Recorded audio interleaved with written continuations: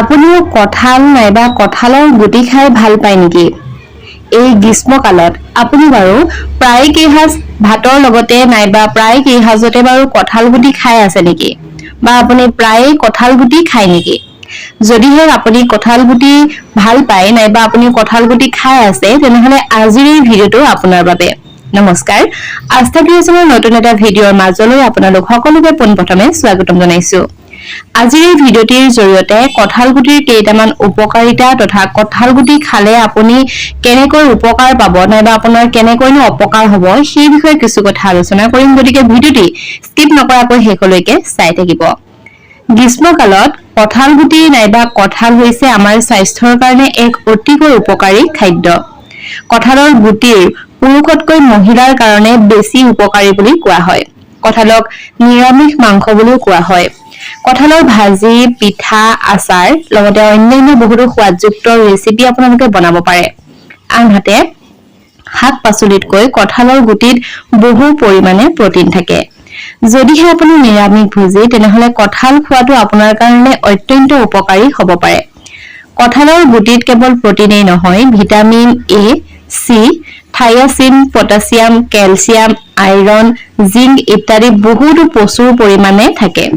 কঁঠালৰ গুটি ঔষধি গুণেৰে ভৰপূৰ বুলি ধৰা হয়। গতিকে বলক আমি জানি লওঁ কঁঠাল গুটি কেনেকৈ খাব লাগে নাইবা কঁঠাল গুটিৰ উপকাৰিতাসমূহনো কি কি। প্ৰথমতে আপোনালোকক ক'ব বিচাৰিছো পাচন ক্ৰিয়াৰ বিষয়ে। কঁঠালৰ গুটিত আঁহ থাকে যি আপোনাৰ পাচন তন্ত্ৰ ভালকৈ ৰখাত সহায় কৰে।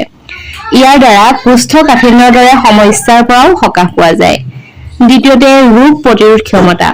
কঁঠালৰ গুটিত থকা এন্টি অক্সিডেন্ট আৰু ভিটামিন ৰোগ প্ৰতিৰোধ ক্ষমতা শক্তিশালী কৰাত সহায়ক হয়। বহু ধৰণৰ সংক্ৰমণৰ পৰা শৰীৰক ৰক্ষা কৰাৰ ক্ষেত্ৰতো শক্তিশালী ৰোগ প্ৰতিৰোধ ক্ষমতা আছে এই কঁঠাল গুটিত। কঁঠালৰ গুটিত প্ৰটিন আৰু অন্যান্য পুষ্টিকৰ উপাদান থাকে যি আপোনাৰ ছালখনক সুস্থ কৰি ৰখাৰ ক্ষেত্ৰত সহায় কৰে। কঁঠালৰ গুটিয়ে শৰীৰত হিমোগ্লোবিনৰ মাত্ৰা বৃদ্ধি কৰাত সহায় কৰে, যিয়ে ৰক্তহীনতাৰ অভাৱ দূৰ কৰাত সহায় কৰিব পাৰে।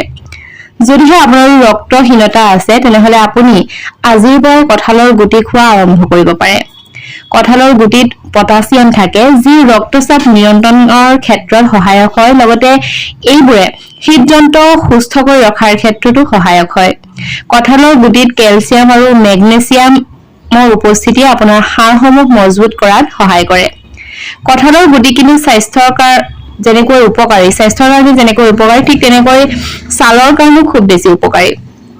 যদিহে আপুনি কঁঠালৰ গুটি গাখীৰ নাইবা মৌ তিয়াই তাৰে পেষ্ট বনাই আপুনি আপোনাৰ ছালত লগায় তেনেহলে আপুনি যি পেষ্ট বনাব আৰু সেই পেষ্টটো যদি আপুনি নিয়মিতকৈ ব্যৱহাৰ কৰে তেনেহলে আপোনাৰ ছালৰ মানদণ্ডৰ ক্ষেত্ৰত বহুতো উন্নতি হোৱা দেখিবলৈ পাব। দ্বিতীয়তে মধুমেহ ৰোগী।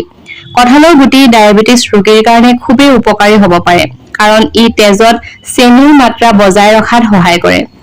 আনহাতে কঁঠালৰ গুটিৰ দৰে ৰঙালাও গুটিটো কিন্তু খুব বেছি উপকাৰী। আমি সকলোৱে জানো যে খাদ্যসমূহ অৰ্থাৎ যিবোৰ খাদ্য নাইবা যিবোৰ ফল মূল সেই ফল মূলৰ সমানে গুটিসমূহো কিন্তু আমাৰ স্বাস্থ্যৰ কাৰণে খুবেই উপকাৰী। গতিকে এই গ্ৰীষ্মকালত আপুনি কঁঠালৰ লগতে কঁঠালৰ গুটি খাবলৈ নাপাহৰিব। কঁঠালৰ গুটি পুষ্টিকৰ হলেও কিন্তু ইয়াত কেতবোৰ অপকাৰিতা গুণো নথকা নহয়। যদিহে আপুনি অকণমান সতৰ্কতা অৱলম্বন কৰে তেনেহলে এনেবোৰ অপকাৰিতাৰ পৰা খুব সোনকালে আপোনালোকে হাত সাৰিব পাৰিব, যিহেতুকে কঁঠালৰ গুটি খুবেই পুষ্টিকৰ আৰু আমাৰ স্বাস্থ্যৰ কাৰণে খুব বেছি ভাল। গতিকে এনেবোৰ ভুল যদিহে আপোনালোকে নকৰে তেনেহলে কঁঠালৰ গুটিৰ পৰা হ'ব পৰা অপকাৰিতাৰ পৰা আপোনালোকে বাচি থাকিব পাৰিব। অপৰিস্কৃত নাইবা কেঁচা গুটিত থকা টানিন আৰু ট্ৰিপচিন ইনহিবিটৰ দৰে উপাদানে আপোনাৰ হজম শক্তিত কিন্তু বাধা দিয়ে।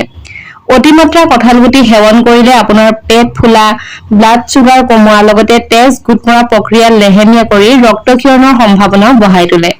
সেয়েহে আপোনালোকে কেঁচা কঁঠাল গুটি কেতিয়াও নাখাব।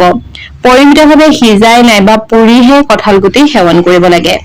কঁঠাল গুটিত জেকলিন নামৰ এবিধ প্ৰটিন থাকে আৰু কঁঠাল গুটি যদিহে আপোনালোকে অতিমাত্ৰা সেৱন কৰে তেনেহলে ই কিন্তু আপোনাৰ পাচন তন্ত্ৰৰ ভিতৰৰ স্তৰৰ ক্ষতি কৰিব পাৰে আৰু পুষ্টি শোষণত বাধা দিয়ে। গৱেষণা অনুসৰি কঁঠালৰ গুটিৰ সৰ্বাধিক ব্যৱহাৰে অৰ্থাৎ কঁঠাল গুটি সৰ্বাধিক সেৱন কৰিলে তেজ গোট মৰা প্ৰক্ৰিয়া লেহেমীয়া হৈ যায়। যিসকলে ইতিমধ্যে তেজ পাতল কৰা ঔষধ গ্ৰহণ কৰি আছে তেওঁলোকে সৰ্বসাধাৰণতে কঁঠালৰ গুটি খোৱাৰ পৰা কিন্তু বিৰত থকা উচিত।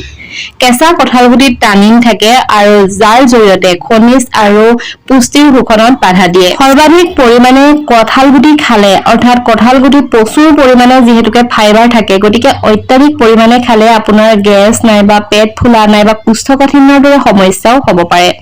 সেয়েহে কঁঠাল গুটি আপোনালোকে নিয়মিত সেৱন কৰক কিন্তু অতিমাত্ৰা সেৱনো নকৰিব। ভিডিঅ'টো খুবেই গুৰুত্বপূৰ্ণ যিহেতু কঁঠাল গুটি সকলোৱে খাই ভাল পায় আৰু যদিহে কোনোবাই কঁঠাল গুটি নোখোৱা মানুহ আছে তেনেহলে খাবলৈ চেষ্টা কৰক নাইবা এই ভিডিঅ'টো আপোনাৰ বন্ধুবৰ্গৰ লগত নিশ্চয়কৈ শ্বেয়াৰ কৰি দিব। নতুন ভিডিঅ'ৰ জৰিয়তে লগ পোৱাৰ প্ৰতিশ্ৰুতিৰে আজিৰ এই ভিডিঅ'টিৰ পৰা বিদায় লৈছো। ধন্যবাদ।